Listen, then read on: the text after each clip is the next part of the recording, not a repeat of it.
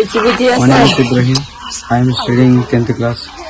మా స్కూల్లో పైకప్పు ఊడిపడింది 3 సంవత్సరాల నుంచి. మా బాధలు ఎవరు పట్టించుకోవడం లేదు. మాకు నీళ్లు కొలత కానీ చాలా ఎక్కువనే ఉంది.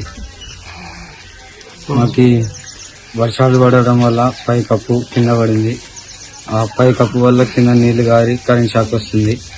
మా ప్రాబ్లమ్స్ ఎవరైనా సాల్వ్ చేస్తారని చెప్తున్నా.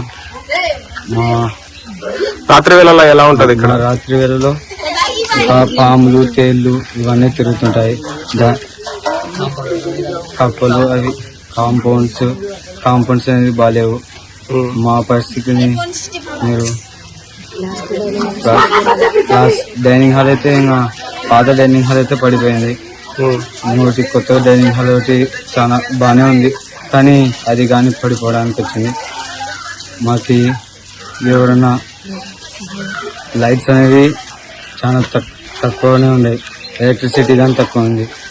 మా క్లాస్లో కానీ అంతా మా క్లాస్ స్కూల్ బిల్డింగ్ మొత్తం కరెంట్తో ఫామ్ అవుతుంది.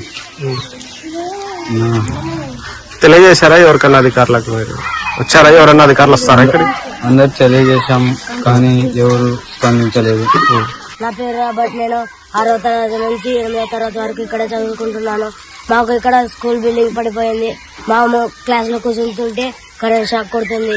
మేము వర్షాలు వస్తే మేము కాలేజ్ బిల్డింగ్ లో ఉంటున్నాము. మేము అందరము అక్కడే ఉంటున్నాం కాబట్టి అక్కడ కూడా ఇరికిట్ అవుతుంది.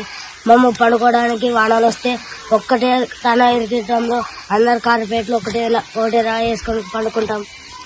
అలాగే వాటర్ ప్రాబ్లం ఉంది. మేము నైట్ పూట్లో ఎవరెవరో వస్తారన్న భయంతో పండుకుంటున్నాం. మాకు కాంపౌండ్ వాల్ లేదు. మాకు కాంపౌండ్ వాల్ కట్టిస్తారని మేము గవర్నమెంట్ అడుగుతున్నాం. హెడ్ ఆఫీసర్స్ పట్టించుకోవాల్సిందిగా కోరుచున్నాం.